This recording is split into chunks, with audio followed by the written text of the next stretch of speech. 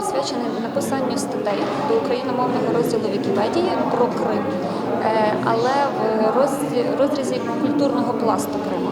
Тобто не тільки пам'ятки навіть Криму, а взагалі все те, що може стосуватися до Криму, до його культури, до якихось науковців, які досліджували, музейники, архівісти, біографії людей. Наприклад, в українській Вікіпедії порядку 4 тисяч про Крим статей, а в російській 9. Всі написані навіть статті елементарно по таким сумним подіям.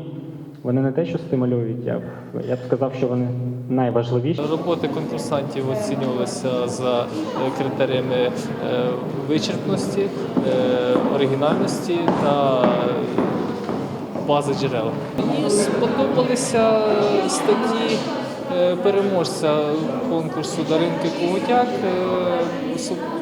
про караїмську культуру. Тобто для мене це не те, що щось нове, але я просто дізнався про це більше інформації.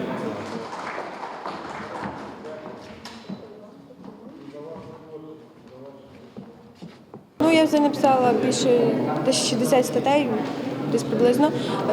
Писала різне про городище, про Каратобе, наприклад, городище, про Усельмінське городище.